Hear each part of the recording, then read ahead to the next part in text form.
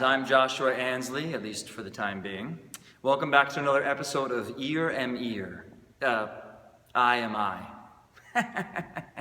All right, look, they're not all gems, okay?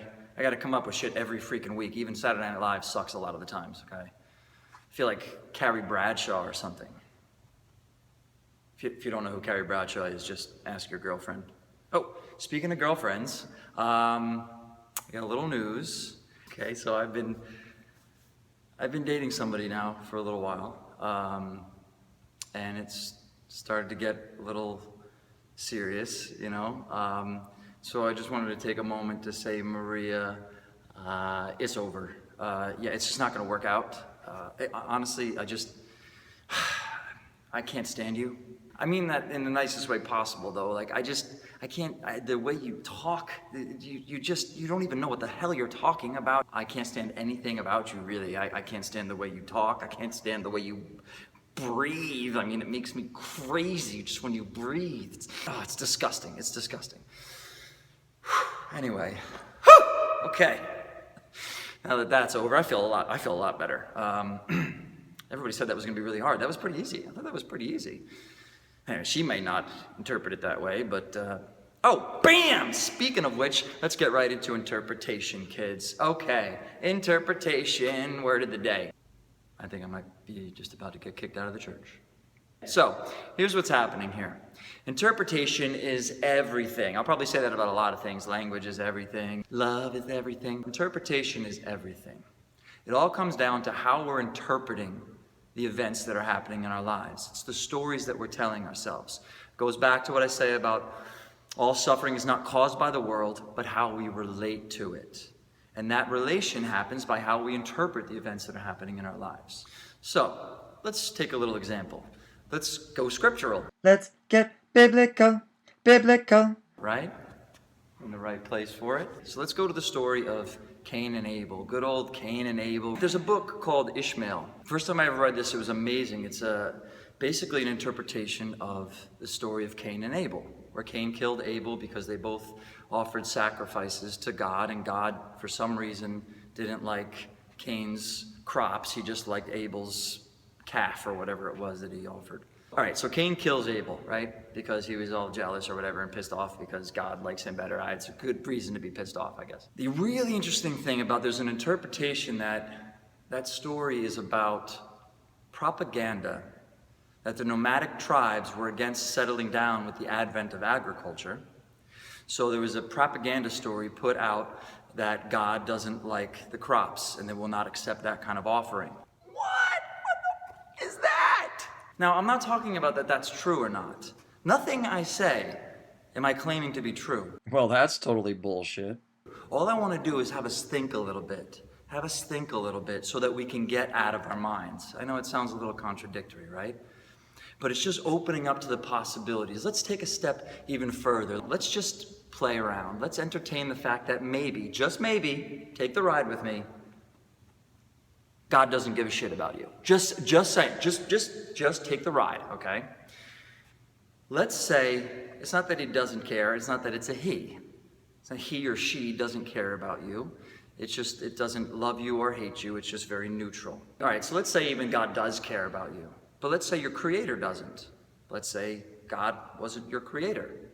If I create something, is it created by God? You could argue, yes, ultimately in the end. So maybe there was something that created us, and maybe God created that thing, but that thing had a pretty bad intent in using us, right? God created me. I could have kids. I could use them for really awful things if I chose to, right? So maybe our creator doesn't care about us. We've all seen The Matrix, right? Let's go back to Cain and Abel's parents, right?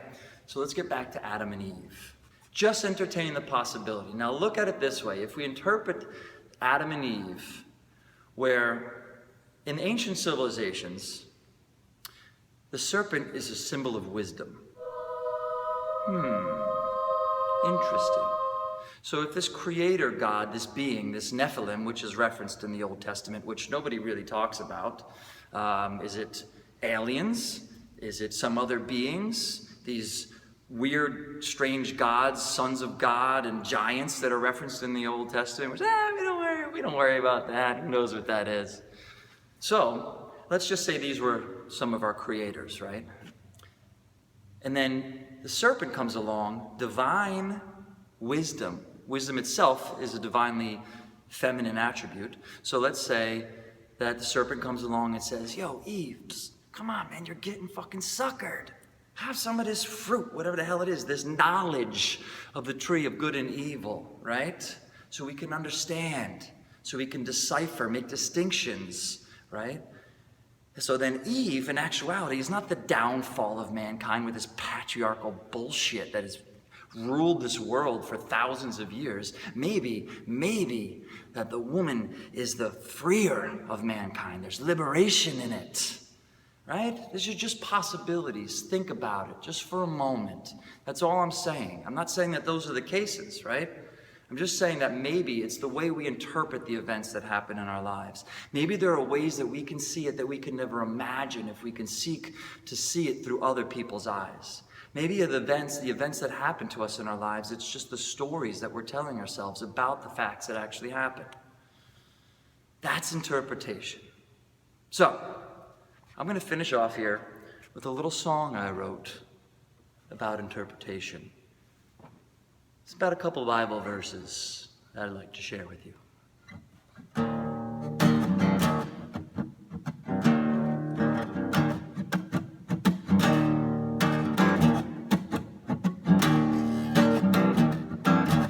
Jesus Christ, he's all right with me. He came with a sword. No, he did not come in peace. And with a lead pipe to the face, I'm strong enough to turn the other cheek and turn it back again to reap vengeance for the Lord, 'cause heaven is mine and the earth is for the meek. Jesus Christ, he's all right with me. He hung with the hookers and broke bread with all the sleaze. Now tell me what better guy to have with you when the party's dry. I know the joint airs we may be, son, but one thing I can't get done is turning water into wine. Jesus Christ, he's all right with me. Thine eye may be single, 'cause the other's been knocked out by me. And we may have partied too free and killed some innocent bystanders in our spree. But what I like most about my faith is that I know I'll still be saved. 'Cause forgiveness is the key, right? Wow, I did it without getting kicked out of the church. President burst into flames. Oh shit.